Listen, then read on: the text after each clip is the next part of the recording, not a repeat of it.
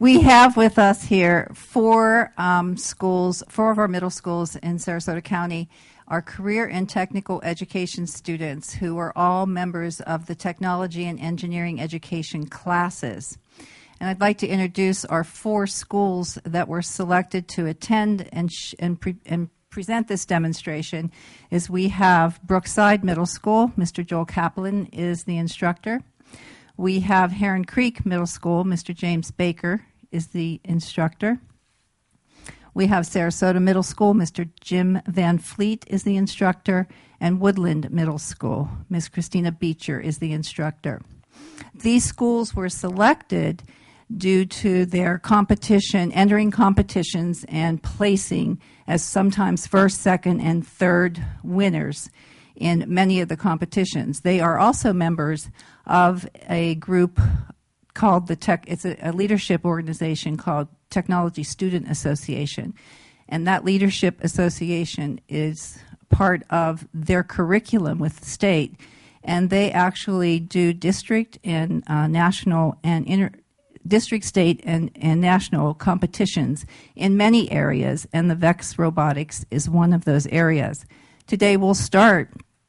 The Technology Student Association is designed as a leadership organization, but also as an international representation to introduce students to all the national standards for science, technology, engineering, and math, and to encourage all of our students in those areas. And of course, that's what STEM is, the science, technology, engineering, and math. These students are doing a wonderful job, and I think you'll enjoy everything you see today. We have two students here. I'll introduce the first one, who will start out by explaining the field and the program, how it starts. And this is Walter Homeister. Thank you, Mrs. Cox. Okay, so every year the VEX Robotic Challenge changes. The only constant is the 12 by 12-foot arena. This year's competition is called Toss-Up. It consists of 20 red and blue buckyballs and 8 red and blue beach balls. There are 3 parts to the arena: the hanging zone, the middle zone, and the goal zone. The hanging zone is just that. It is the first part of the arena, and it's got 2 bars on either side, a red and a blue, that at the end of the competition the robot can hang on for extra points. To the middle zone, there is a 2-inch tall bump that separates the 2 zones.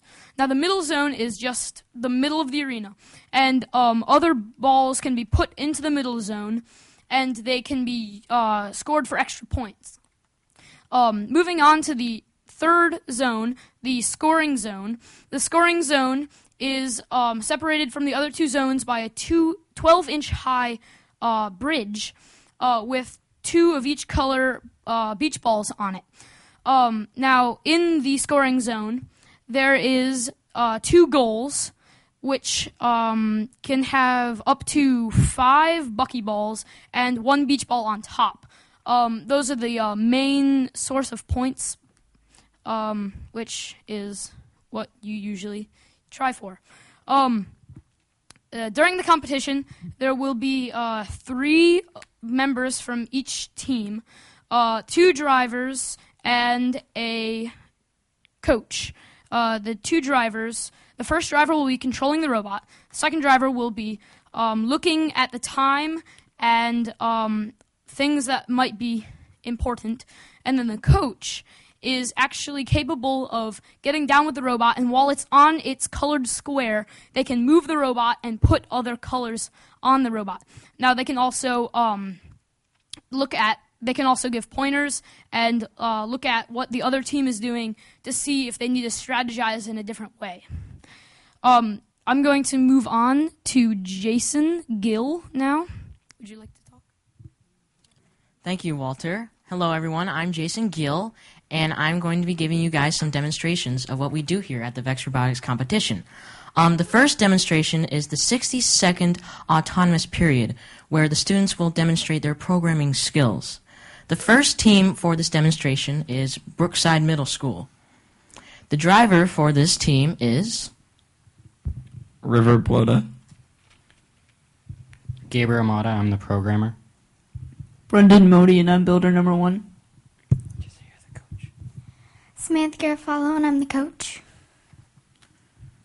All right, thank you, Brookside. And would you like to go get set up for your autonomous? And we'll see you there.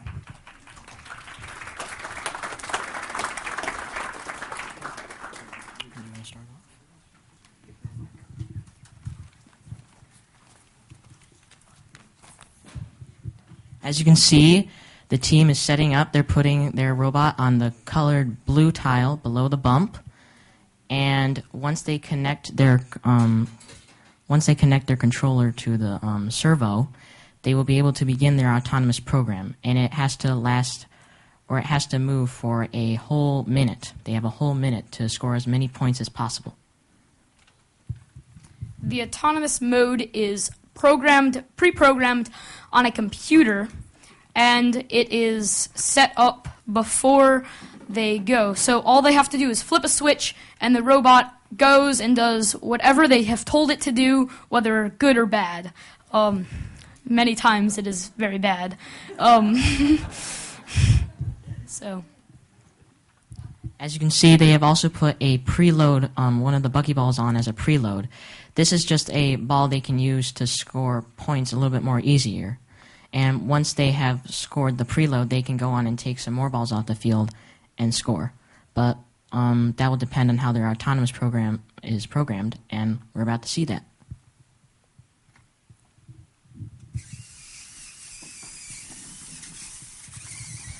So what they've had their robot do right here is go and push the balls over the bump into the middle zone, which will get them some points.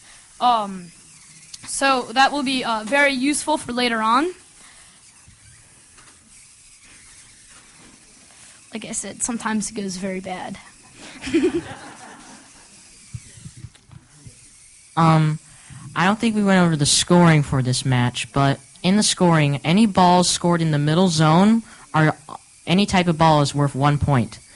A buckyball scored in the goal zone is worth 2 points, and a large beach ball scored in the wow, he's doing an awesome 360 there. The large beach ball scored within the goal zone is worth 5 points. Now, if you take a buckyball and you put it in one of those goals, it will get 5 points. And a large ball put on top of the goal post will be worth 10 points. So, if we look at the score here, for their autonomous period, they have scored 1, 2, 3, 4, 5, 6, 7, 8. About 8 points, which is very well done. Yeah, that's very good. So you saw the robot doing a 360. That was probably because they had a stuck wheel, and that is one of the major problems that we have with the Vex robotics is that they are very complicated, and they are you have to troubleshoot them a lot, and that means many times replacing parts, moving parts, exchanging different parts, just to get the robot to do exactly what you want it to do. Okay, so. Thank you, Brookside. If you can remove your robot from the field now, and we'll have our helpers to reset up the field, and then we'll bring in our next team. While we're doing that, I just want to comment that the skills that are being developed here are the same kinds of skills needed for success in engineering, and engineering skills are used and applied across career pathways throughout their learning experience. They're not just learning programming, but they're learning how to troubleshoot, critical thinking, problem solving, coming together as a team, some of the skills that we can't even see that are being developed with these kids. It's amazing. All right, the second team for the autonomous period is the Heron Creek Middle School, and their driver is Frank Laterza. I'm the programmer. I'm Finbar Noonan. Builders. I'm the builder slash driver, Dylan Sinclair. Another programmer, Liam Noonan. All right, thank you for introducing yourselves, Heron Creek. Oh, I'm so sorry. Builder Daryl Chamberlain. All right. Thank you, Heron Creek, for introducing yourselves. And if you could go put your robot on the field, and we'll see you're autonomous. I'm sorry.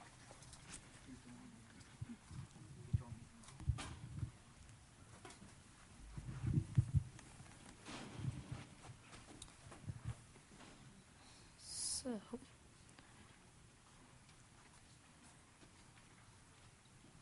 you guys can start when you are ready. So, as you may notice, they are starting in a different position as the other robots from the last time. This is because you can have two. There's two. In the normal competition, you would have two people on each team competing. So, in this pre-programmed autonomous mode, you can start on either square, which is really just personal preference, where you believe you and your robot can achieve the most points. I believe they are changing a battery.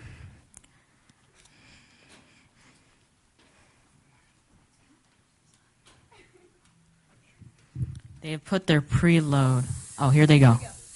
They have just scored 2 points with a buckyball and now 5 points with a large ball, both in the goal zone. And as you see, he refitted. Okay, so they attempted to knock that large ball off, but they unfortunately did not do so. But if you did notice, the programmer right there, he repositioned the robot during the autonomous. You are allowed to do that for some time in the autonomous, but you cannot touch the robot if it's if it's outside of the colored tile. It appears the robot is stuck.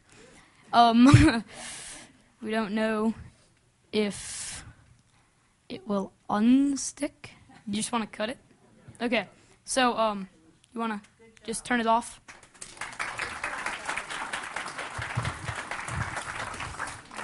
It's a good try. It looks like the robot was going to do really well. So, here. All right, so we're going to bring it on up and introduce him up here. We're ready to go. All right. Come on, guys.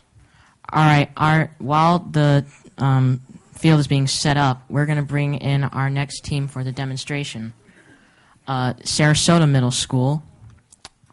Hello, guys. The driver is Axel Petrie. And you are, sir? I'm Mark Rabai, and I am the coach. I'm Spencer Rogers, and I'm the co-driver. I'm William Geraldo, and I'm the programmer. I'm Julia Gifford, and I'm the builder. All right, thank you, Sarasota. Could you go set yourself up on the field, and we'll see you're autonomous.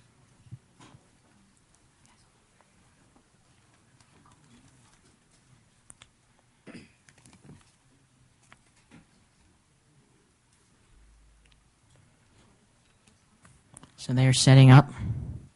Have to put their preload on. They're turning it on now.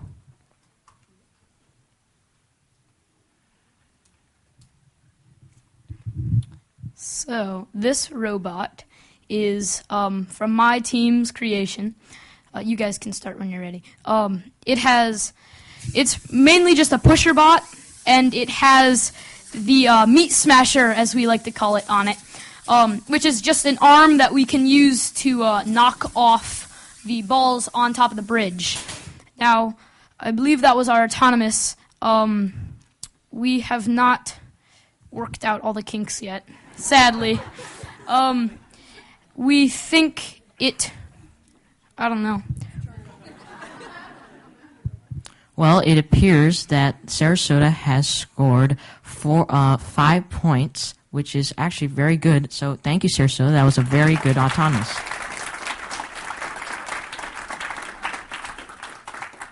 All right, we'll be setting up the next team, if the field up again. If the next team could step on here and I can introduce you.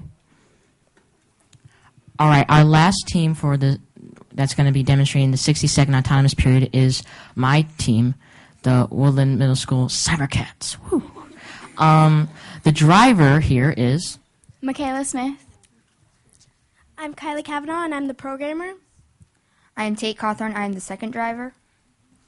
I'm Lucas Pott, and I'm the coach. All right, Woodland, go set yourself on the team, and we'll see your autonomous.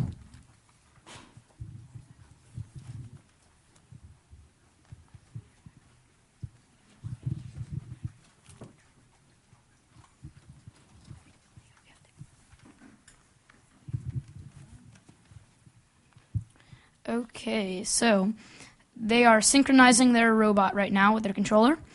Now, their robot has a series of conveyor belts that will grab the buckyballs, it appears, and she is now turning it, and the robot will go and dispense them where it needs to.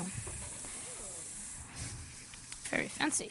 So as she moves the robot, it's working very well. Same idea that the, I believe it was Heron Creek School had. That they had the conveyor belts that would push the big balls off, and so yes. So now you're seeing that they are also knocking off the red ones. That is legal in this part of the competition, the autonomous mode, only because it is autonomous and it is for how many you can possibly get. So now, I believe that's it. All right, it seems that, yes, that was very good. Woodland has scored 12 points for autonomous. Very good. Very good. Very good job.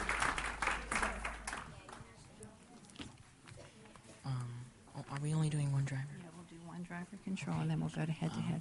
And then all for head-to-head? Okay. We'll do the first two, Brooklyn and Heron Creek, to come up for head-to-head, and then Sarasota. I go. All right. Okay, that was the autonomous demonstration. Now we will be moving on to the 90-second driver control demonstration, and students will be demonstrating their remote control skills. I'm afraid we can only do one team for this. We'll go ahead and bring up Brookside. All right, they're going to set their robot on the field, and instead of having their robot do all the work by itself, they're going to be controlling it via a remote control. They will be able to turn it, and they will be able to grab balls, and it allows them to score a lot more easily than with autonomous. So, they have a preload set, and now they are going to use their controller and control the robot. Now, you see this fancy gizmo dangling off the controller. That is a kill switch, actually. And so, when the timer is up, they can push a button, and all signals stop to the robot, and the robot stops completely where it is. And you can actually put those on a circuit so it goes throughout the entire arena and stops all of the robots when you're going on a head-to-head. You guys can start when you're ready.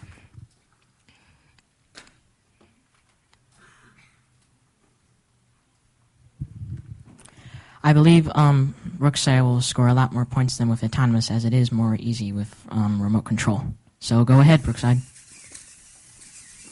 As you see, they've just pushed 3 bucky balls, and they are pushing all the balls near the bump into the middle zone. That's usually what teams do in the beginning. They're pushing the 2 red balls in there now. Now they are going over the bump. Mind you, the teams had to design the robots carefully to go over that bump, as it is 2 inches, and it's not very easy for a robot with small wheels. They have now just knocked off a red beach ball into the goal zone, and I think they are attempting to knock off the second one. There they do. They did it. And now I believe they are rounding up the bucky balls and trying to get them into the goal zone to maximize points. Unfortunately, their robot, I believe, does not have the capability to stash any balls in the goalposts, but they still should be able to score a lot of points in the goal zone. So some of you may have noticed these smaller wheels on the side of the robot. Those are actually little wheels that are similar to wheels that you might see on a semi-truck.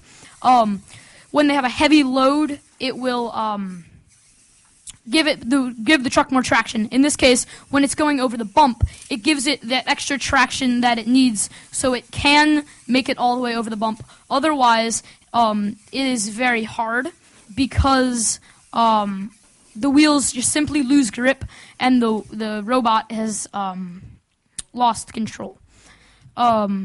Then, when Are you guys done? Okay, you guys can wrap up. Then you see those big wheels on the front. Those are actually weights, so that when the robot gets on the bump, it will fall over so that it does not get stuck, which being stuck is a very bad scenario. All right, that's all we're going to do for the driver control demonstration. Thank you so much, Brookside. That was very good.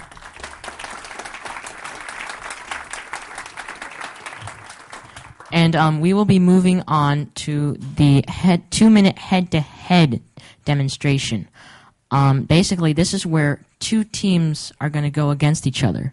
So I'm going to bring up two robotic teams to set themselves on separate sides of the field, and they will try to score as much points as possible. So could Heron Creek and Sarasota please step up, please? Sarasota. With this. No, you'll get these two teams, the next two teams, and we'd like to be done by like 11 minutes after. Okay. So you might have to stop them and say, okay, we're going to call up the next two All right, teams. I'll shorten it to like a minute. Maybe. 12 minutes Yeah. after. Okay. All right, we still need Sarasota to set up. All right, both teams are setting up now. Heron Creek is taking the blue alliance and the blue team, and Sarasota is taking the red team. They are putting in their preloads, and sooner or later we will see who will come up on top. So, as you can see, they are all set. You guys can go when you're ready. You maybe need a countdown. I don't know. Okay, so this is going to be a head-to-head. Blue team has to get the blue balls on as many points of the blue balls as they can. Red team has to do the same with their color. Now, there is some important rules. You can't pin people. You can, but it can't be like for over 5 seconds. You can defend. You can have defense. You can have offense. Whatever your strategy is, you guys can start whatever. So you can have whatever strategy, whether it be defense, offense, however you are hoping to get set. All right, so we will begin the match now if both teams are ready. All right, and go ahead. So in the head-to-head, not only does your robot's design count, but also so does your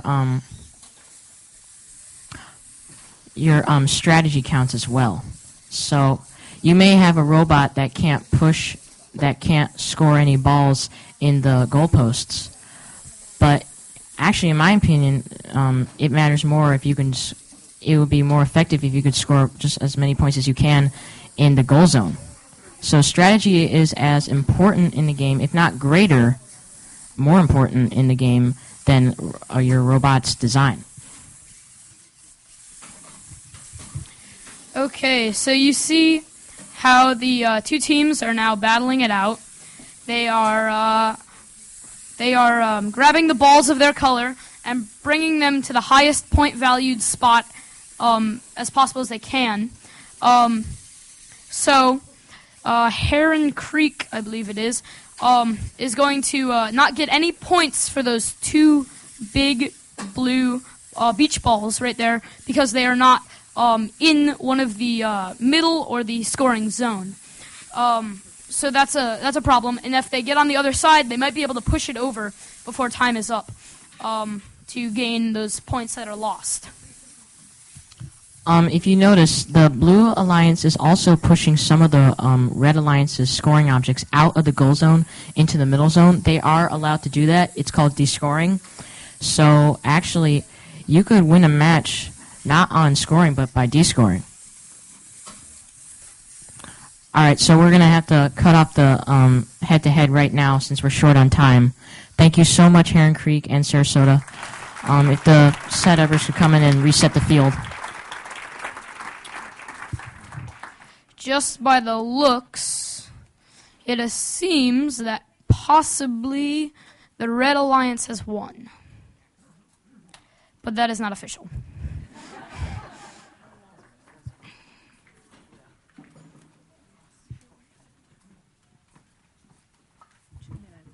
so that they get a chance to do it. 2 minutes, that's it. I have to close, and we have 2 minutes.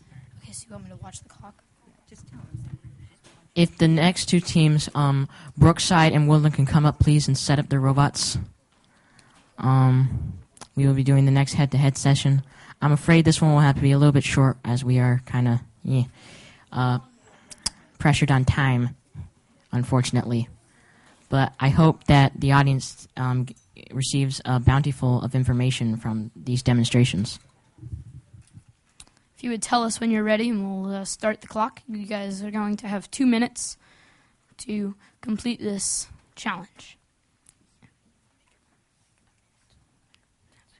You guys ready? Is everyone ready?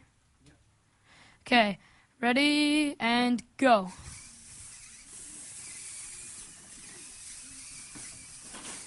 So, starting off, the Blue Alliance is starting in the hanging zone area, and they are pushing their balls into the one zone, into the middle zone, and to the higher zones to start with. When the Red Alliance started with a better tactic, or not necessarily a better tactic, a different tactic of starting in the middle zone and pushing the balls on the bridge off into the high point zone. Now, this can be good or bad depending on what your strategy is. As you can see, the robots are slightly battling it out. So they can do that as long as it is not too long and it does not harm the robots. Alright, we're gonna cut off the head-to-head right now, since we are short in time. I believe from here that... maybe blue. It looks like a tie almost. Wait. Is this a tie? It doesn't matter anyway. It's mainly for the audience. Oh, blue. You can battle it out after this. Great job. Thank you, Jason and Walter. I just would like to close by saying we have the technology and engineering programs at all of our middle schools, and they all do a tremendous job. And again, they are entering into competitions each year, not just into robotics, but in many other categories, which definitely is an application of their science, technology, engineering, and math skills. By the way, during VEX competitions, just as an add-on, the students do have to turn in a very detailed journal or notebook to show everything that the team has done from beginning to end. And we brought 2 exemplary ones here for you to be able to look at. I have them over here if anyone wants to look before they leave. But we thank you all for being here, and thanks to all of the students and teachers.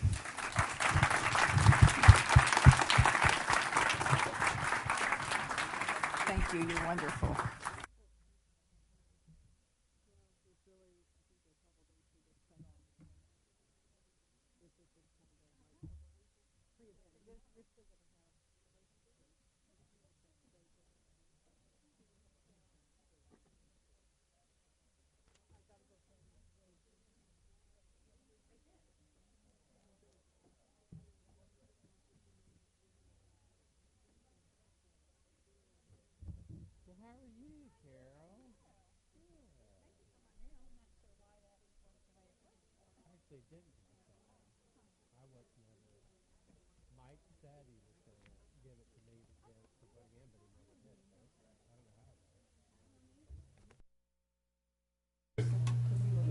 All right, that's better in the room, right? Yeah. And we're going to check 5. This is 5. This is the presenter's mic. I'm going to kill this real quick and see if this is the culprit. No, this one's good.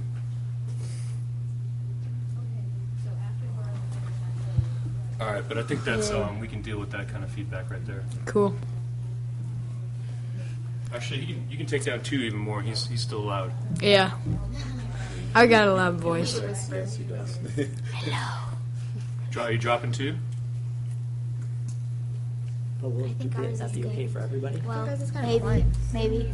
That's Hello? fine. That's the culprit, right? Yeah. Test. Okay. Yeah, that's the one right there. Just buzzing. We need to take two. What is it? Yeah. Tell them we need to take 2 down. We need to take 2 down a little bit. I'm still too loud. I feel like I'm a talk show host. That's better. Say your name. Hello, I'm Kyler King. Hey, hang on a second. Do it one more time. Hello. I think you should face more towards the microphone when you speak. Hello. Hello. So we need to like share a seat. Put them together. I think they can do that. Yeah, don't do that though, because we can get up and then like. Okay. So, Ashlyn, Kayla, Olivia. I'm Kyler. Hi. I know. There's so many towards down here. I know. I'm like. Alright, so I guess if this is how you're going to be set up for this, then that's how you're going to be set up for the other. There really wasn't any need to move everybody because we had different camera positions.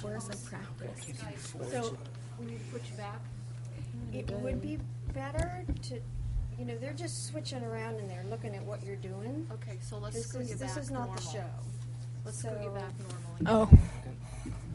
Jason, we're going to move them back to the way they should be seated. Okay. So let's play with the microphones one more time. We were trying to get their faces in the picture. We will get their faces on TV. All right. If Why I I want have faces. 6 cameras. All right. Where should we put this one? Yes, go right ahead. Practice. So that's the camera there? Yeah. Oops. Yep. Okay. You never know. You will be on. The first activity we did, you saw the digital microscope where students were able to look at an image, capture it, and manipulate that picture. Now we are going to show you one of our sensors. Ashlyn, your bum back. And I'm going to scoot you in. There we go. Okay. Olivia Boxnuts. There. Say your name. Kayla Hauk. Yes, she did. Where is she on the screen? Yeah, so the person that just walked is going to be the person running the computer next. So Kyler, you're going to be going, and then you'll... So I'll do this, and then I'll pass it to her, and she'll be going, and then she'll be going. Let's put this in. And then she'll slide it. And we're just like, Don't do that. Yeah. we're just storing them and then going yeah, again, right? Yeah, you can store it, and then at one point, so right here, you just go to experiment, and there'll be, store latest run, and then so Or you'll be can't able- you just push the store button? Yep, you can. You can push the store button as well. And then That might be this up easier. Here, I really need this here. We can do both ways though. Yeah, Where's you the store can do button? either one. The store button's right here. Oh. And it looks like a filing cabinet. Okay, so you can press the store button, that's fine. And then, but then whenever we start doing the, that, so Kyler, you'll have it back by then, I think, will you? So Yeah. we'll do And if he doesn't, I guess we can just like ask him to show us. Yeah. You can just ask him to show you how to do it. Just do It'll be data and then clear all data. So basically, what I just close all of that. So basically, like the first is trying to get you to be able to do that. So the first activity is so that you see like how the graphs go, so that you can do that. So just talk about that. And then once you're done with all of the initial activities, then just do data, clear all data, and then go to do those. So you start off with a clear screen. Okay. And how many times do you want us to do each one? Like twice? Just once for the beginning ones, because you should get really good data. And then for the other ones, you might be able to try it twice. We're going to try one graph and then try the other graph and see how much time we have. You're going to switch it for real, then? How will we know how much time we have though? We'll told her rehearse not to it worry this about it. time, and then if we feel like we're not going to have enough time to do these two things twice, maybe we'll just do one of them once, or again. So we have 20 seconds of data.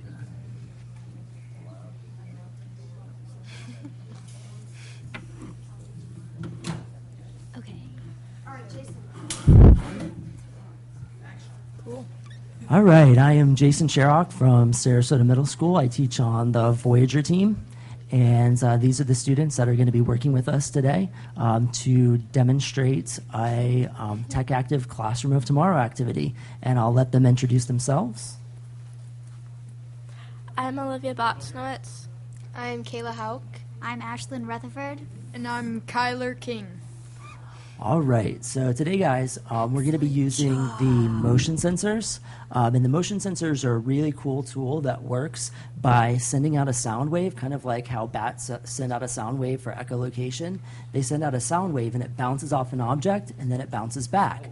So you can tell what the position of an object is based on the readings that come out of this. So you're going to be interpreting the graphs, and you're going to be seeing how to eventually create a graph that I'm going to give you, okay? So first off, what I want you to do is first, Ashlyn, if you would, I want you to start right here, right in front of the sensor, and then I want you to walk backwards slowly.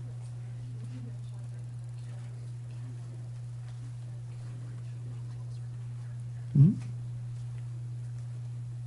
And go ahead and stop it.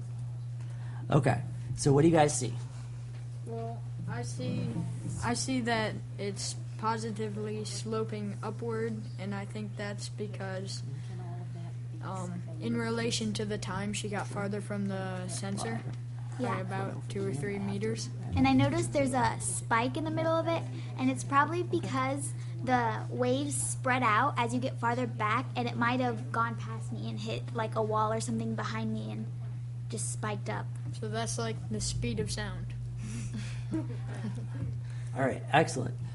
So now, why don't you guys switch roles and go ahead and why don't you, Kayla, walk, and then this time, Ashley can control the computer.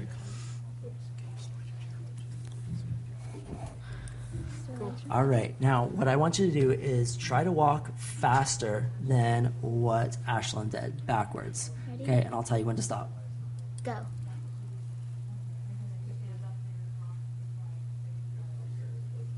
Stop.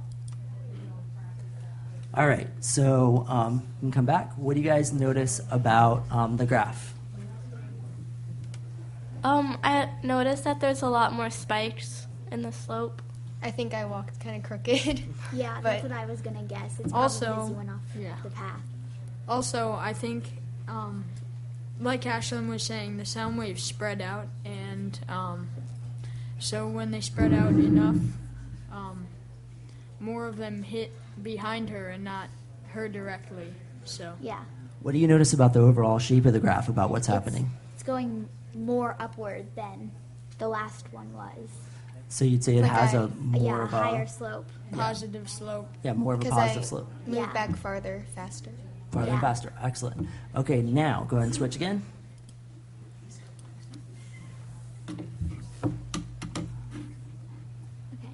All right, and Olivia, you'll be the walker.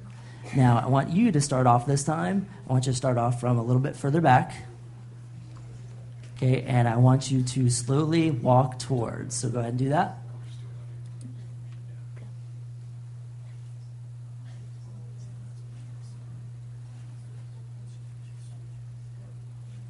And you can go ahead and stop it.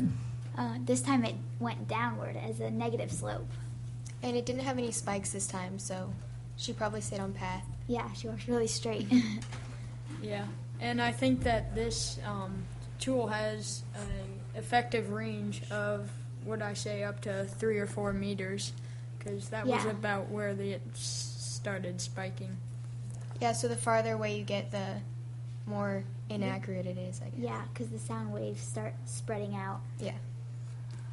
All right, now, so last one of the trial runs of the pre-test, I guess, if you will. So why don't you go ahead and switch roles, and Kyler, you'll be the walker, and Olivia, you'll run it. Now, start off a little bit further away, and I want you to go faster than what Olivia did, and then stop. Okay. Stay stationary.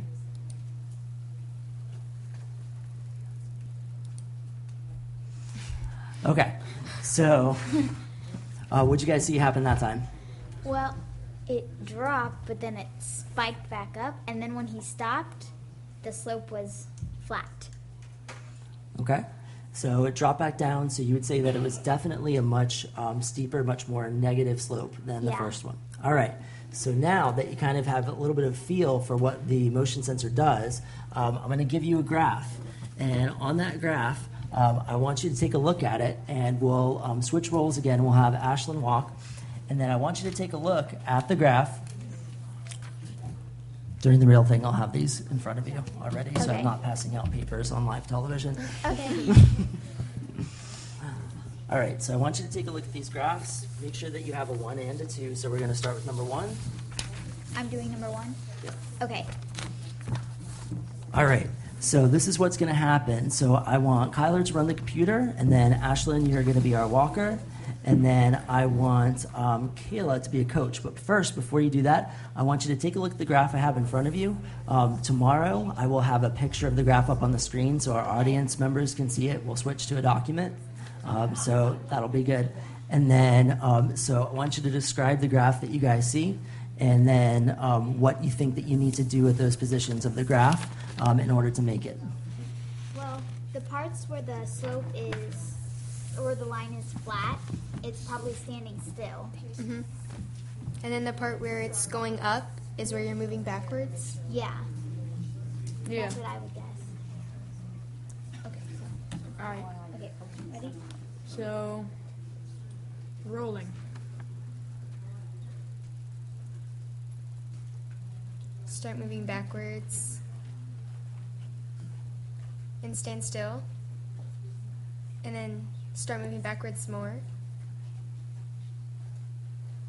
And stand still. All right, so Close what do enough. you notice about the graph? How'd you guys do? I think we did pretty good. I think, like Tyler said, once you start getting super far back, the graph starts spiking. Yeah.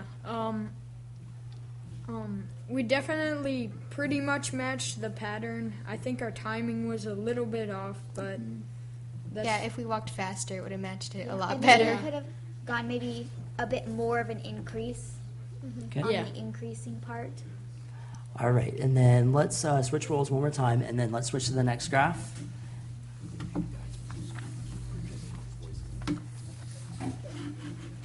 Okay, so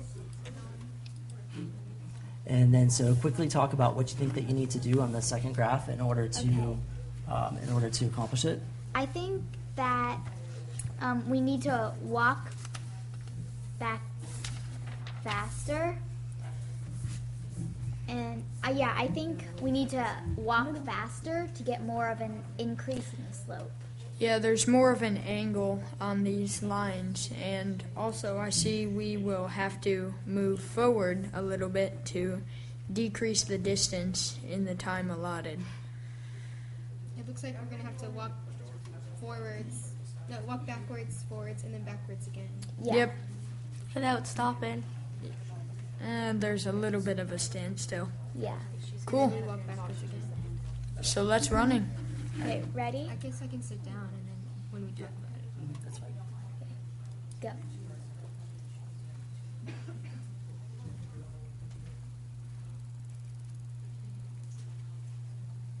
Okay, stand still.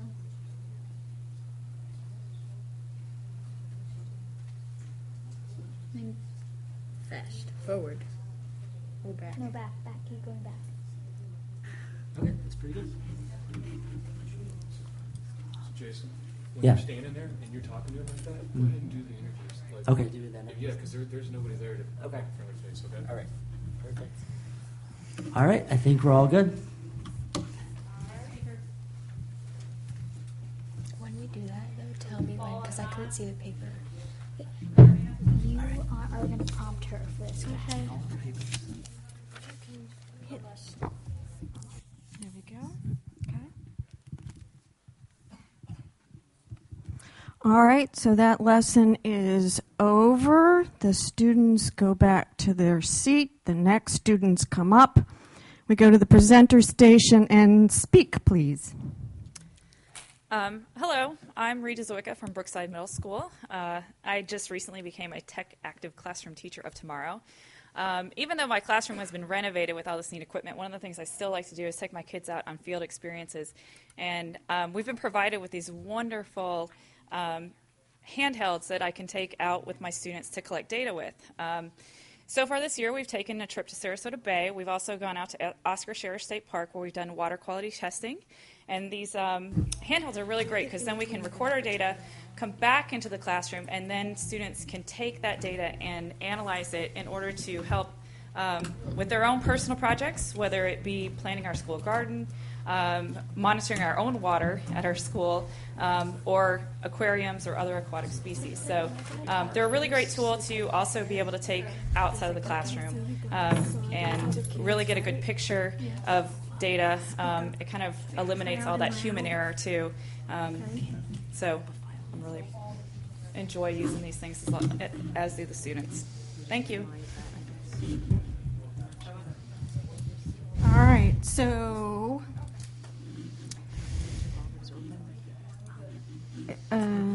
not quite enough time of speaking to get ready for the next presentation. This should be loaded up next time. I mean, this will be loaded up for tomorrow. So it'll be We have another speaker? Okay, Which one? All right, because she's still not ready. Hi, my name is Katerina Peltier, and I teach a tech active classroom at Woodland Middle School. In this activity, you will observe the students will be using a touchscreen computer as well as Gizmo software, which creates self-discovery through hands-on participation and reflection.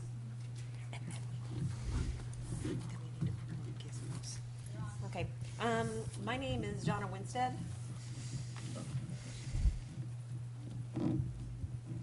My name is Donna Winstead, and I'm a Classroom of Tomorrow teacher at Sarasota Middle School. And these are my students. I'm Ashley Lewis. Did they speak in earlier? I'm Luke King. I'm Hunter Hurley. And I'm Caitlin Harrington. I need you to know, like, if they're going to be standing over there, or they're going to sit right there the whole time. Probably they'll sit down. Sit right there. So that, all their mics are fine. You just worry. Okay. Today, the students are going to be exploring an activity on reflections, and so they're going to be using the technology of our Active Inspire, and then also a new technology Gizmos program. Johnny has a puzzle piece shaped like the bee below. If he flips the piece over to the left, what new letter is formed? What do you guys think? Because to the left. I believe it's D, but what do you guys think? Well, it couldn't be P. Wouldn't it be another B? Because to the left, it's just another B. No, I don't think so. Because if you flip it, you go. Oh, flip. So yeah, I think it's a D. Does everyone agree it's a D? Yeah, so click on the letter, see if it's correct. Should we write it? Okay, you can go ahead and you can write it up there. I think we should use the touch screen because this is kind of your own pen. Okay. So. Oh wow. Oh Okay, wow, we that's got it great. right. So yeah, we were right. If he now flips it up, what new letter is formed? So since we flipped this one to the left, like we said it couldn't be a P because that would be flipping it upwards, right? So would it be a P now, since now we're flipping it upwards? I'm pretty sure because... But it would be a Q, right? Because that flip, if he now flips it up, the letter he has, Well, I think then... we're flipping the B upwards. Oh. Instead of the D. Yeah. If you flipped it downwards, it would make a Q. So I would say it's definitely P.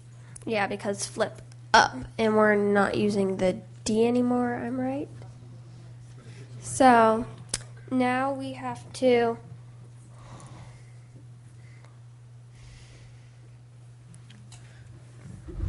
Let's click on the answer, see if we're right. All right. Yep. Yeah, we got it Yay. right. Okay, so next page. Go. It's down here. These were both examples of a transformation called a reflection. Ha, ah, like in a mirror. That's funny. Okay, now we're going to go to a computer program called Gizmos, and the students are going to go on www.explorelearning.com. Where is it? You can. You can have to log in. Internet Explorer down there.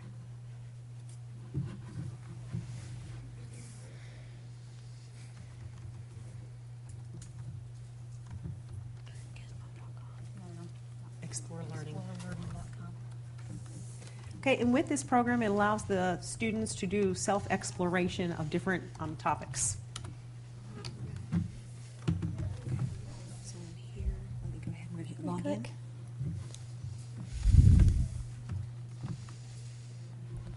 and it's going to be capital T, Taylor, T-A-Y-L-O-R.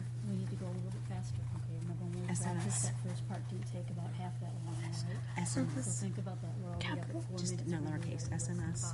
and then the password is imaginary. Is that going to be loaded in? Yeah, it's going to be Yes. loaded in. Yeah. We just didn't have a chance to before.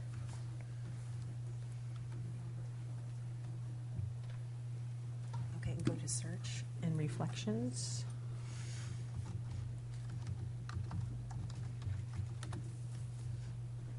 Hit the search button. I can't enter. Okay, and we're going to go down to the triangles, rotations, reflections. And you're going to click on Gizmos. Gizmo. Okay, and now you have a handout that's in front of you, and it's going to lead you through this activity. So the first thing I'm going to ask you to do is just take that point and put it on a different place in maybe quadrant 1. That will already be set up for you guys tomorrow, okay? Already moved.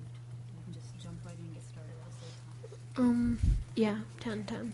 Okay, it says get the gizmo ready. Under figure type, select point. That's done for us. Under operation, select reflect over the x-axis.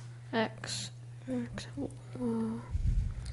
And then turn off show table. So Well, I'm going to ask you, you can keep the show table on this time. So I'm going Okay. to ask you to turn the show table on. You guys need to know that. Just leave the show taken on. You don't even talk about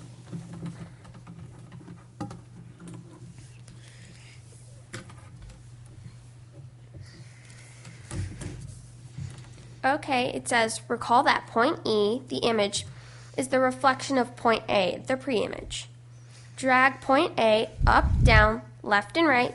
Fill in the table to describe how point E moves when you do this. Well, when you drag it up, they get farther apart. Yeah, so it Point goes down. And when you So- drag it down, they get closer together. Which is up. So I think that everything is opposite. Much. And as you're talking about that, look at what happens to the coordinates. Oh yeah, look, the coordinates for the x, they're moving, but these stay the same. But for E, the y-axis, the y is the opposite when you move it left and right. But put it in the this half.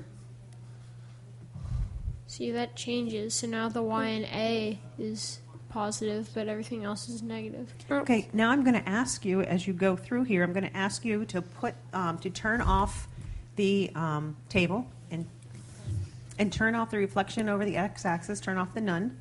I'm going to ask you to put that point at -10, 20, and then based on what you learned, make a prediction about where do you think the reflection of that point will be. I think the point will be at -10, -20. Yeah. I agree as well. Okay, so now I want you to hit show table, and then you can just hit reflect across the x-axis and you check your work. Yep, we got it right. Nice. Okay, very nice. Now if we go back to your Active Inspire flip chart. Okay, and we're going to look at how this applies to real-world applications.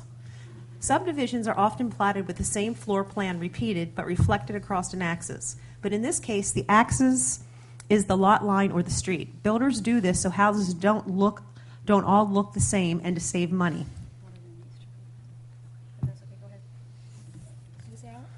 Okay, in the next page, and then you're going to follow the activity on the next page. Okay.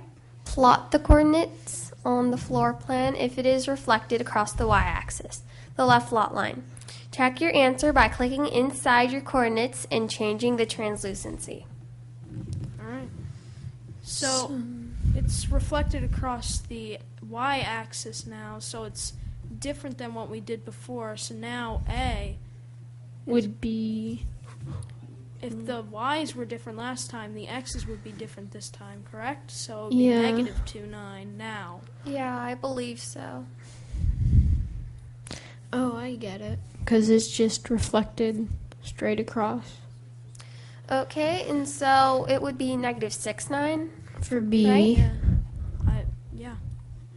C is negative 6, 2. And D would be negative 2, 3. And then it said click inside and change the translucency. So inside A, click B, in there. C, D. In the A, B, C, D, like in between. In the middle of it. No. Here, Just like click off in that. in the box. And translucency is that like yellow Sun something. thing? Yeah, drag it. Oh, wow. Whoa. That was pretty cool. And Oh, now I can see how they do it, because it's like they flip it so it's not always the same, but... Yeah. Okay, very good job. And this was an example of how the students work cooperatively and problem solve.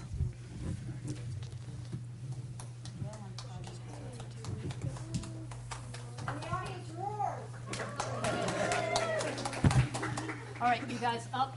All your stuff with you that way. Next speaker. Donna.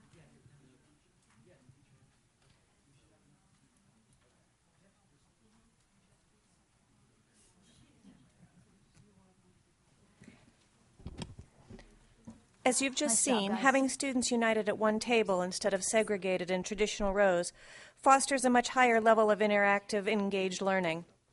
The integration of technology via touchscreens, software, and sensors truly takes learning to a whole new level. Sometimes, however, for whatever reason, not all students always learn the same things at the same time. The Classrooms of Tomorrow configuration with 6 identical tables with matching technology lends itself beautifully to flexible grouping, which allows us to meet the needs of all of our students, not just a select few.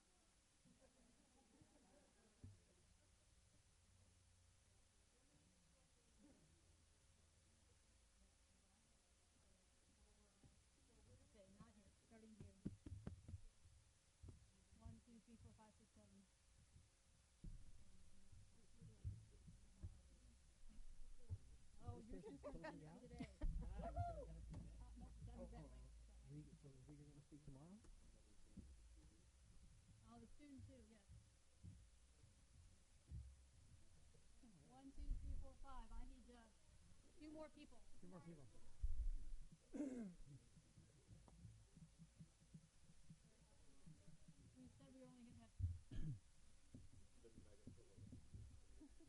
Yeah, you're.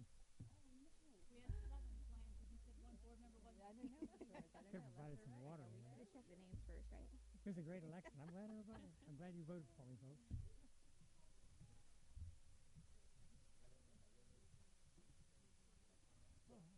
I need one more parent volunteer, please.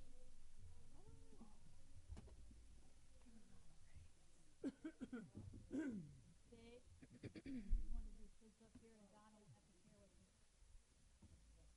Well, you can live by Donna.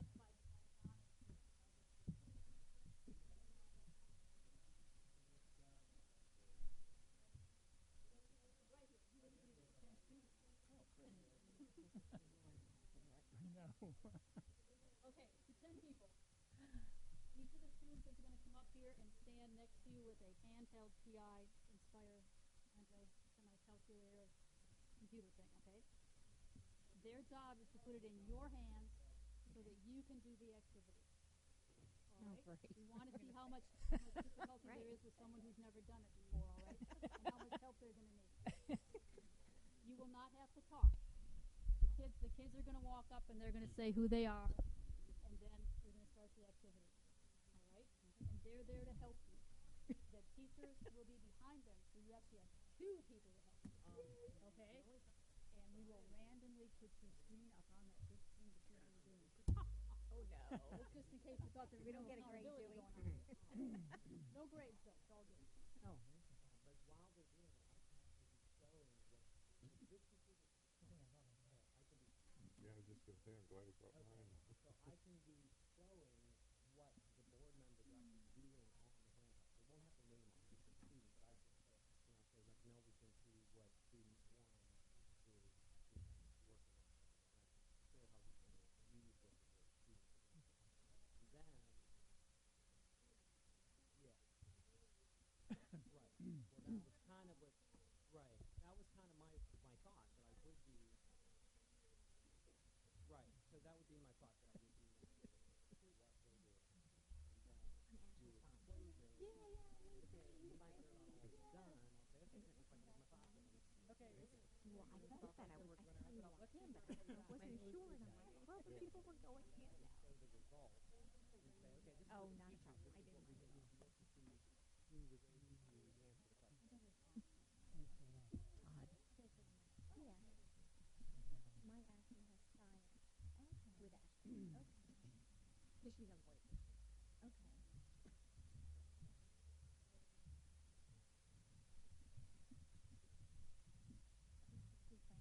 Okay. Oh no, actually we have right. Okay.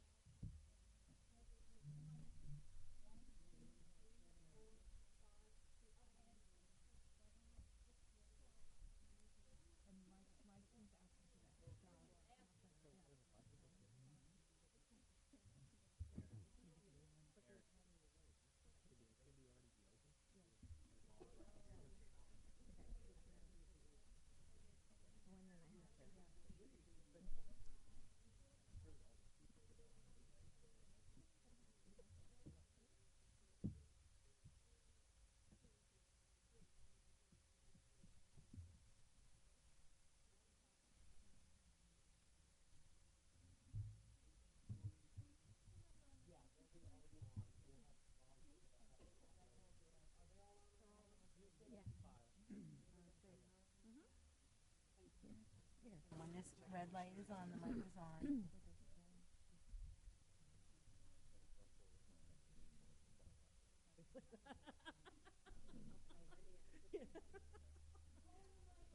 Now I'm not showing my age, right? You don't know what you're doing? I need music.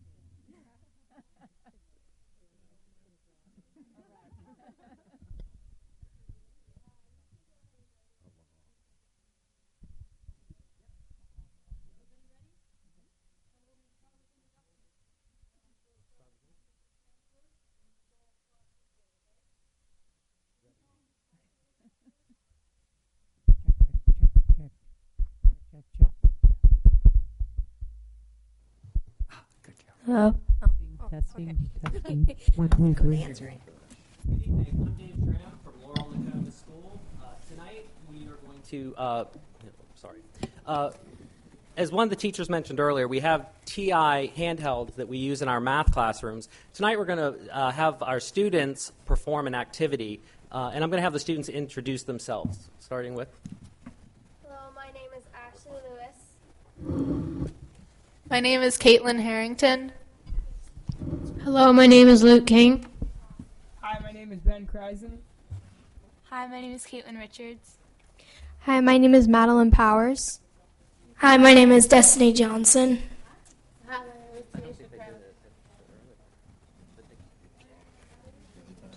That's okay. Great. Each of the students approached the dais with one of the TI handheld units, and they're going to assist the school board members and Mrs. White, Superintendent White, in performing a quick activity investigating the area of parallelograms, triangles, and trapezoids. So, students, if you would please help instruct the board members as how to access the file. And once I don't know what file it is. Okay. So I can hit it. And if we're already there, if the students would go ahead and coach the board members through each of the slides. Now, for those of you at home,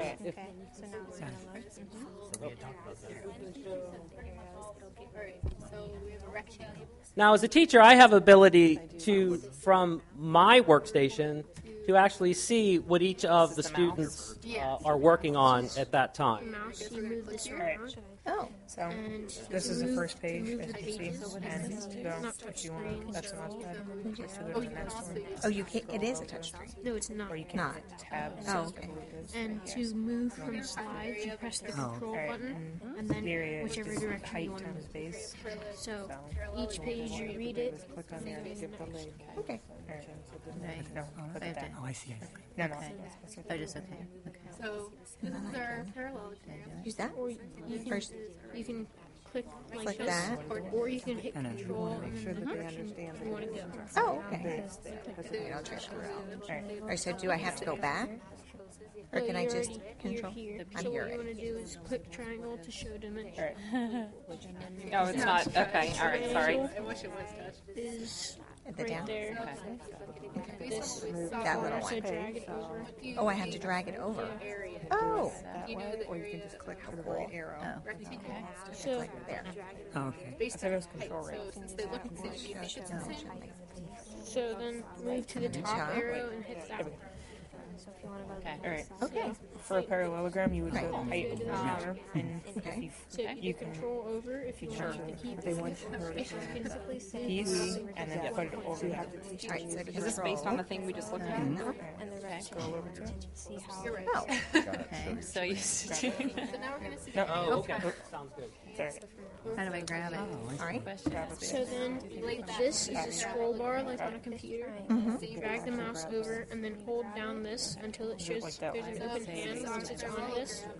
So Oh, I have to go over here. yeah, on the grayed out part.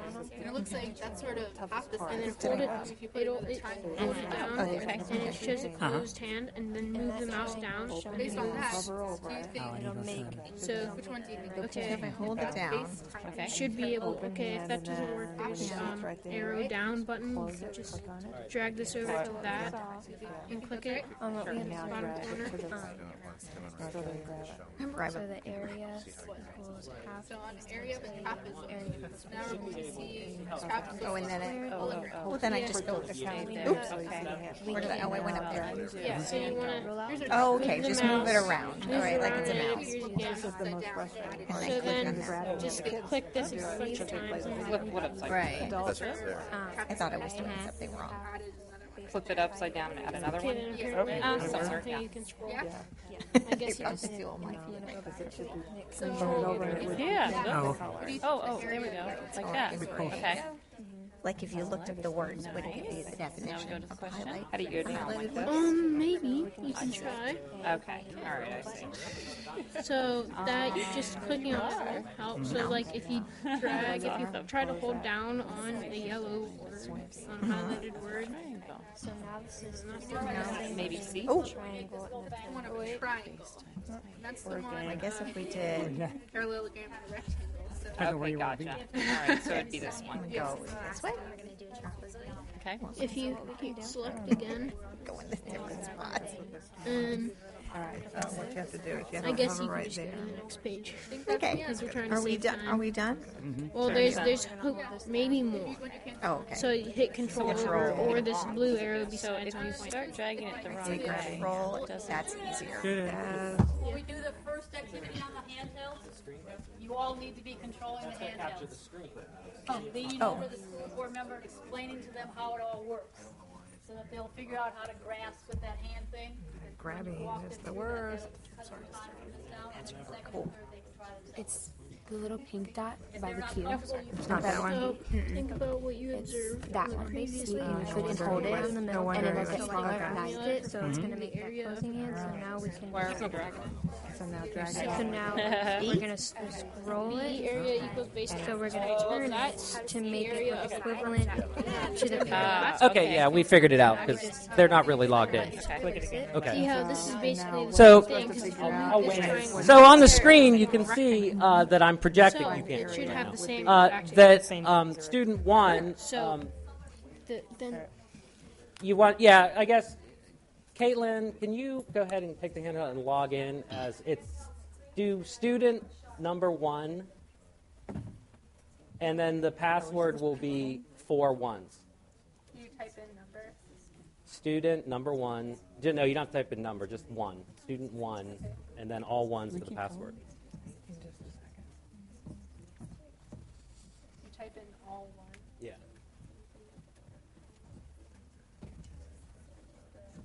Can you go backwards? See the previous screen? Yeah. She will not, but it won't be an issue tomorrow because they'll all be logged in as they walk up tomorrow. What's the password? 4 ones. 1, 1, 1, 1. So because you can take Says that. log and fail. Oh, so this says base 1. Okay, one more time. Like from here, and how do you get to the next page? To the next page. Yeah, or how you get to the next screen. So then. Okay. All right. You're logged in? Okay. Oh, okay, so you just had to do it twice. Yeah. Okay, gotcha. So I can capture the box. Yeah. Okay. So now we're gonna like just scroll over, and we're gonna grab that point, and we're just gonna press it down until it says it's holding it. So we're gonna rotate. Oh, that's no longer Think blue. about what you that observed in back the down. previous So page. Based on what you observed, what do you think on the finding the area of throw And then once it's highlighted blue like that, that means that you've Finished. yeah. All the time. Go to the I next. can't. That fun. All right, so But now, glasses. am I looking at the same thing I looked at before here? So wait, On the instructions? Yes, it's just basically asking you the question on how we found how to do that. So if we move point half to the other half to make I it see. full. So we're going to quickly make it where everybody logs in. So what we basically did. No. I can't really see it. I have no idea. we're just going to redo base times height. Base times height. Right. Is rectangle. Down rectangle. Oh, you can just click down like that. Okay. Are you? Oh, you're good. So we just have them. Did you need to log them out, or can they just re-log back in? Yeah. Okay. So you're gonna log back in as student So 3. turn on, and then this is the home button too. So you press this, and it goes to home. On So hold. settings is 5, and then log in 4. So what do we log in at? What do you log in as? Yeah. What did you tell you? 1, 2, 3? Donna. It should be student 3, and then password. Password is 111. Yeah. 3 and 1 1 1 1. Try 1. Okay, So what we're going to do is we're going to go to 5, and we can also just click the number 5 to go to settings. This is where you go in. And then 5 is the login. Mm-hmm. Okay, so I do what now? That we talk about student 1 and then. Okay. And then hit the right arrow to go to the next page. Did you read it? Okay. Oh, no. Okay, we'll just go. Okay. Back to 2. On the next page, you explore the relationships between the area of the triangle and the area of the Now, is that because within the that- same Let's go base back and height? to slide 1. So control back 5 times. You have to hit control again. It's time. Okay. 2. There. Go. Oh. Yep. Okay. Okay. Okay. Okay. Okay. So start from the beginning. All right. Have it introduced and everything. Okay. Okay. Students, we're going to have you work through this TI application, exploring the area of parallelograms, triangles, and trapezoids. So if you would assist your board members in working through the following pages, answer the questions that follow, and then while you're working, I'll be displaying what you're working on. Go ahead. Okay.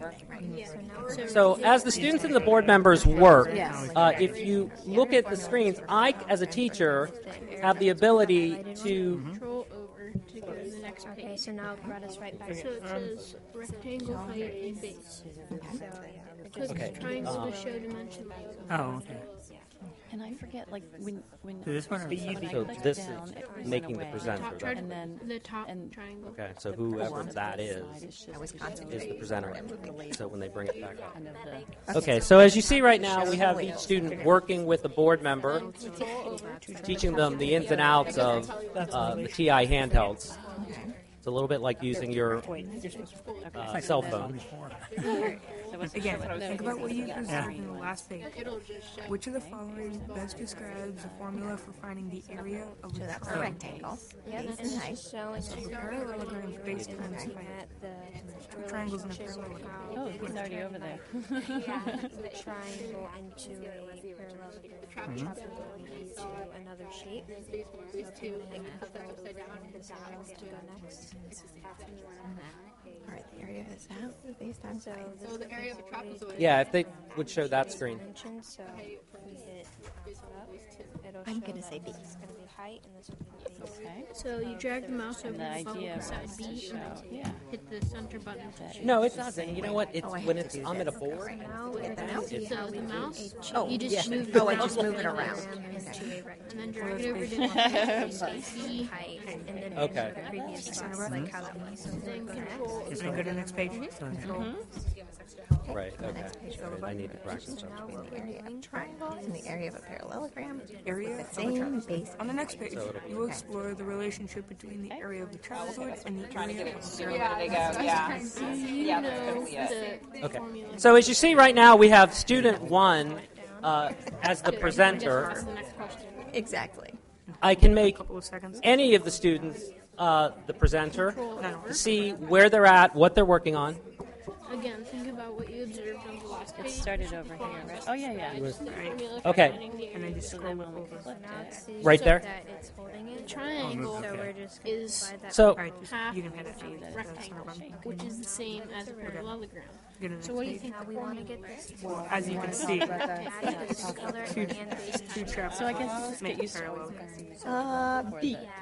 That's Kind of how what you're it just going to move touched that. that. Yeah, so if you want to slide that down. so student 3 is currently. Oh, they're not showing. Now, so what do I do next? So you're just going to slide that Area over. of a Yep, and then trapezoid. you're going to hold this down okay. until you see the hand. You Okay. can go to back next page then you or need to have back it. one page if you need help. Select it over. Explore the relationships between the area of a trapezoid and the area of a parallelogram. So what do you know about these? So here, Tell me one thing that's the same. And then we turn blue. So, Yeah, Just one. it looks the same. Okay. Well, the they yellow keep flipping it back, and I'm trying to show one. Okay. Okay, so we see student 7 Base is the same as has a parallelogram. If student 7 would show us how we can manipulate the parallelogram. blue right now. okay. Doing the base times the height. whoever logged in as student 7, can you manipulate the You can drag parallelogram it that you over. have Where showing go on your down screen? To select. Can you manipulate And the? you drag it. There you go. Exactly. So you know that. So you can see as they drag point P across the screen, it becomes blue. It is. All right.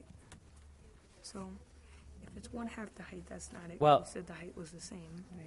So the times of the height would be Wow. but You already been A there. also has Sorry. So go back to the next. Go back a page. We are on a 30-second delay. That's part of the problem. Right here it says base 1 plus Okay. 2. It really There's is. no way to make it any faster.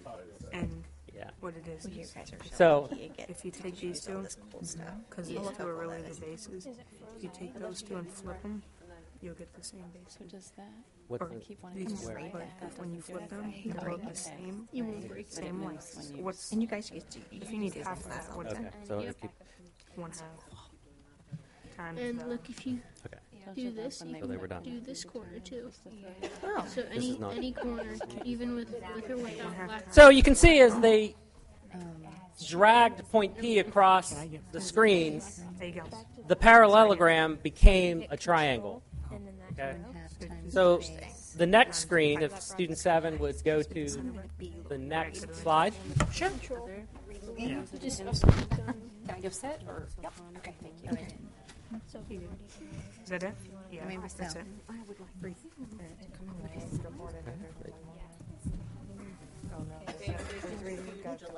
have to go back. Okay. Now, see that camera there? Yes. Okay, so that one up If we there drag is it showing again. us in this device. Yeah. Okay. I think we just go with before, yeah. the parallelogram or This is we want cut it. Okay. Pick one. It'll be a little weird, but the superintendent will play along well. So this is how we're going to do it. So show me what to do on here. This is basically Okay, this. so except we with have- that much missing. Let's start at the beginning. With another parallelogram. So a parallelogram and a Oh. trapezoid would make a parallelogram. Takes a while. Yep. Okay, so we're doing area formulas. So we're going to see how the parallelograms, the rectangles, triangles, and trapezoids relate to each other. So we go to our first page, and we can see the dimensions, and it shows us height and base. So two trapezoids in one parallelogram. So on our next slide, we're going to see the area of a parallelogram. And you see it was already there. I'll pull it back. No. No. So we have our parallelogram, and we can see that the parallelogram can transform into a rectangle if we move this triangle all the way over to here. So it's the same thing. All right. Base times height. Because it's in So real time. triangle, right, is rectangle. If you have a rectangle and you cut it in half diagonally, it forms a triangle. Yep. So half of a triangle, a rectangle is a triangle. So it's half of the base times the height. Times the height. So then, but that was for triangle. Then for trapezoid, two trapezoids, one upside down triangle, and form a parallelogram, right? So, Well, parallelogram. Yeah, So, I would say just introduce So what do it, you think let that happen. area When they do one, I'll come back, I'll pull it back, so that then you can go to my screen. might actually so I learn can something produce the tonight. result. Oh, it's something different here. Yeah. You can use the arrow keys or you can use the mouse. Oh, the mouse. That's right. All right, I want to try the mouse. I have no idea how that works. Okay. Now, this was out of sync with Cam because she went all the way back to the beginning and started over.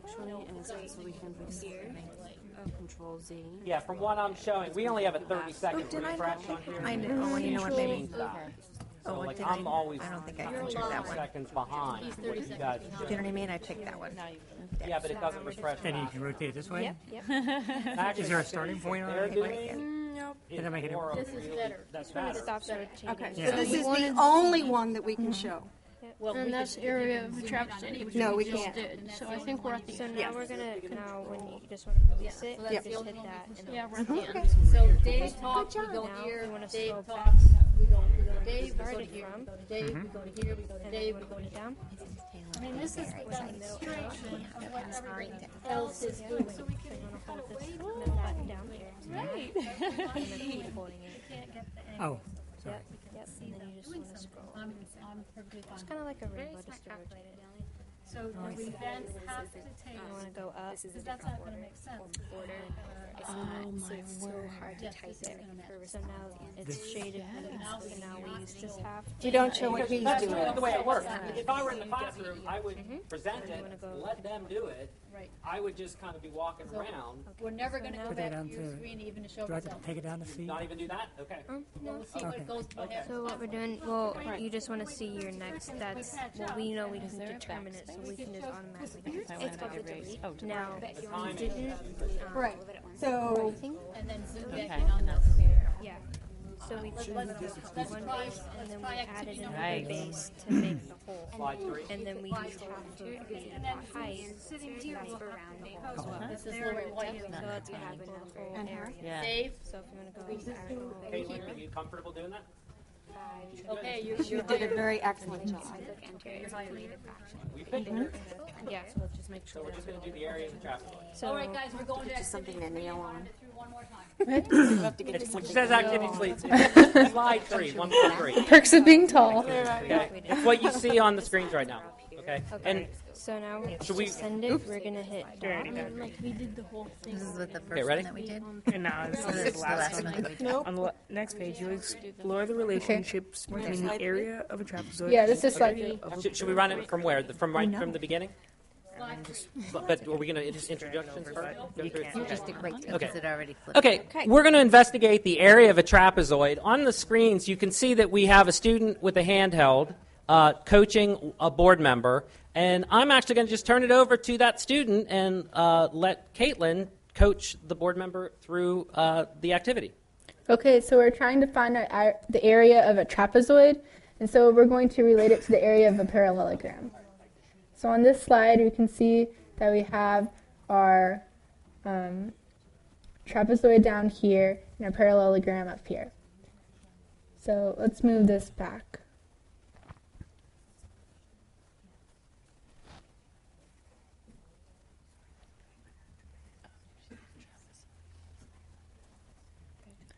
So right now it's just a regular trapezoid.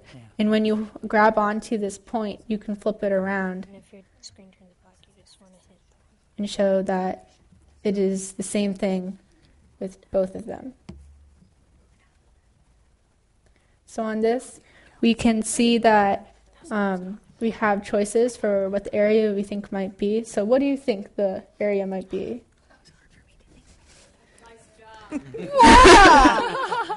Somebody better to prepare Lori. The area of the parallelogram? Yes. It's a Or the trapezoid. Oh, the trapezoid. Since I don't have my glasses on, I couldn't see what you were doing.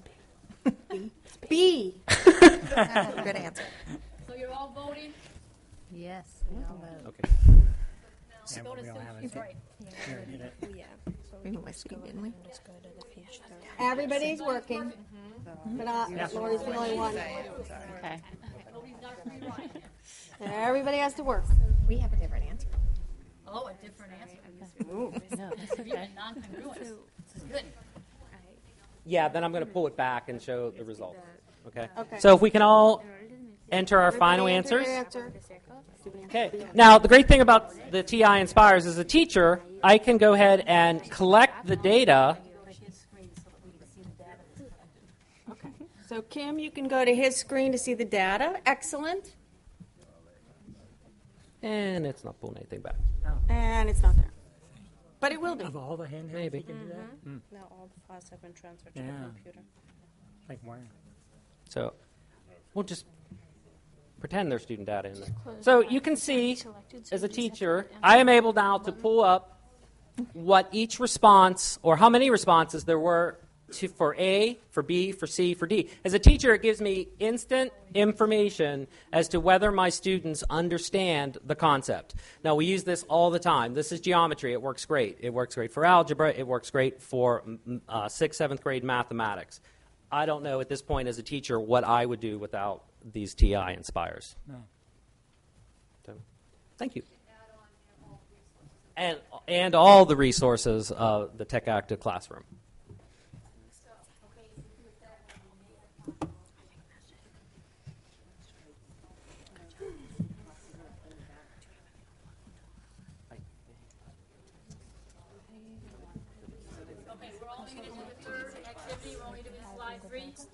I'll change it. It's only one. Yeah.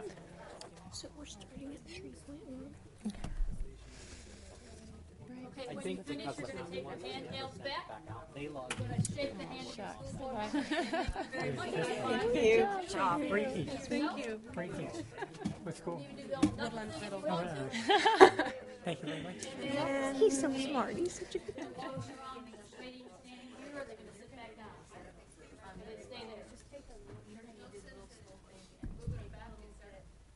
Okay, so we're going to have two speakers here before you do all that. Okay. All right? And you're going to do that. Okay. Coming back. All right. Yeah, Okay. All right. So then I'll wait till this black person is here and I look and see. Okay. Okay, so these stay here and the other people fill out that front. Okay. Yeah. One like but you know. There you go, yeah. I had a fist bump, but that's all right. It's flu and cold season. No, I don't have one. So as soon as she starts talking, I'll start. The kids should have their handhelds and we'll be moving up. Okay. All right. Yeah, that's my mom's dad. How'd you do, Kayla? Yeah, she did awesome. And if one of you is one of the last speakers, students? Yes, Madeline is. Mr. Sherman, I'm not a speaker. No.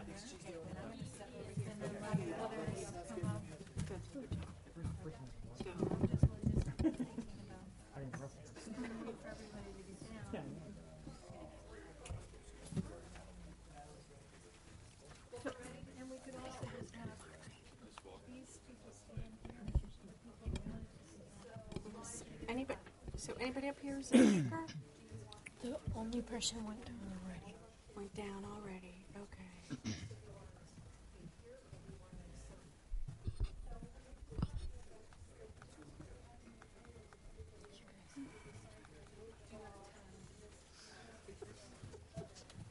I know Lucas. That's what he's telling me.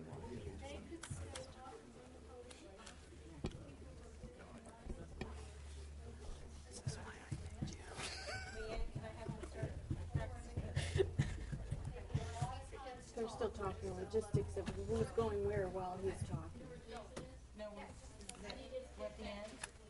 I know we're at the end.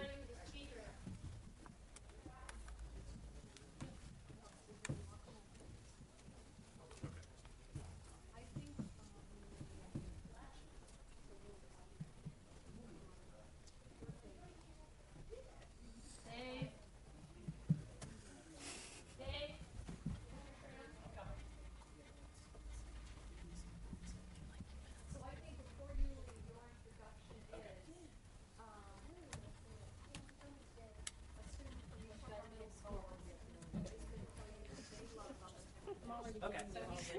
I gonna say, yeah. So I'll come back up? Okay. So, okay. I've already told you why I love the Tech Active Classroom of Tomorrow, but we'd like you to hear from some of our students why they love the Tech Active Classrooms of Tomorrow. Why introduce them? Hi, I'm Kayan Pinckney from Booker Middle School. The reason why I like the Tech Active School, Tech Active Classroom is because it gets us immersed inside of learning, and it brings a little bit of the future into the classroom. And since we're growing up so much around technology, it's easy for us to figure out and understand what we're doing. So it's a little part of us understanding something that we get now.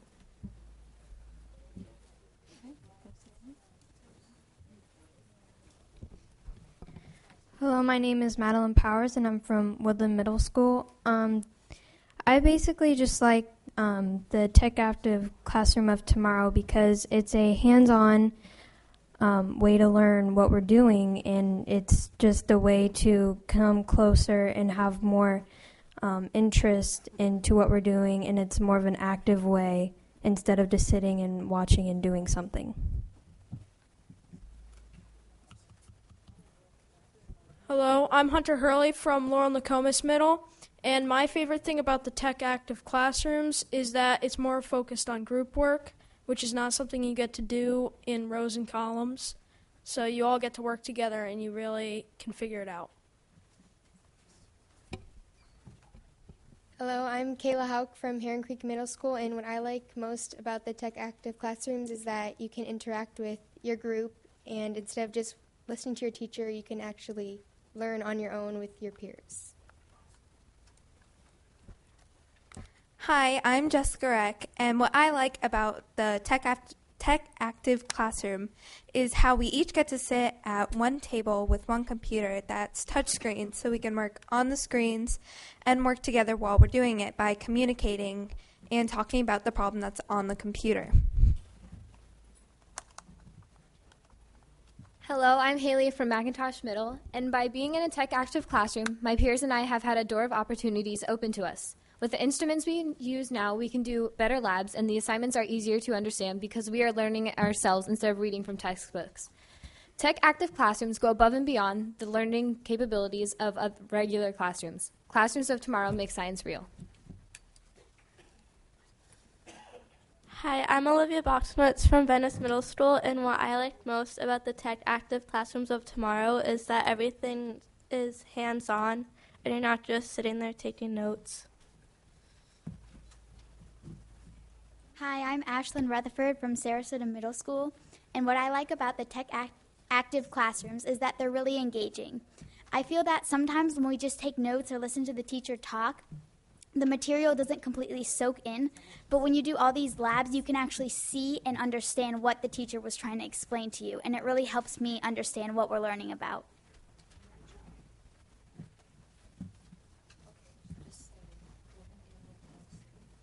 All right, we're going to end with the MC, so this will be Lily, and Lily will come and read something about we invite leaders to champion this movement, be a part of Sarasota County Middle School's Tech Active program, and be a part of inspiring greatness.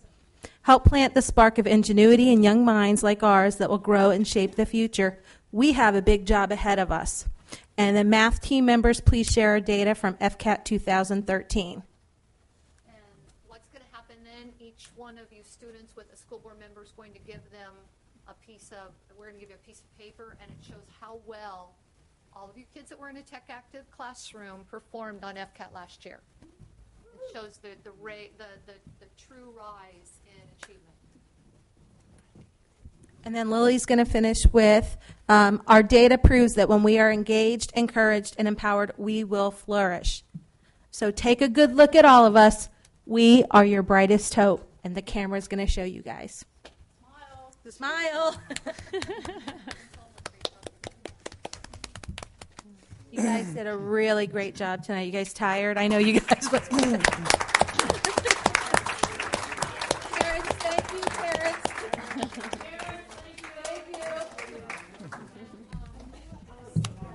And we'll see you all at 4 o'clock tomorrow afternoon for a run-through that's going to go a whole lot quicker and more smoothly. Thank you.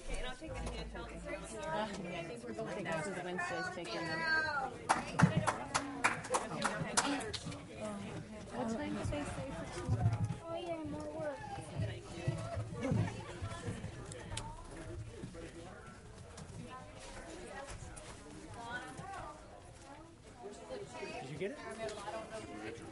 Paragram? I pretended. Yeah, I did too.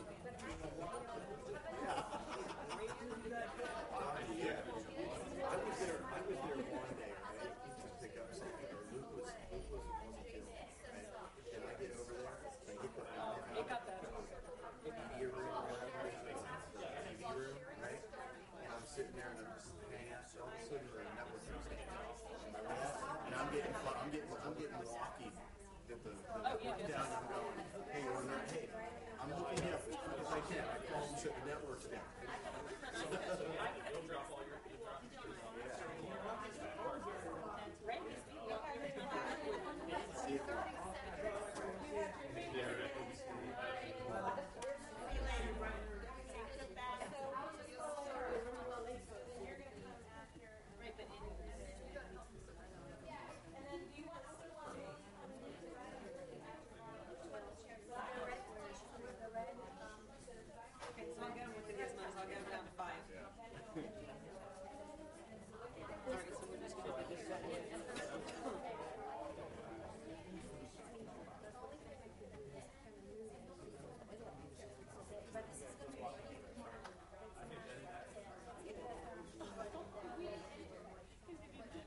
The one that was with, yeah.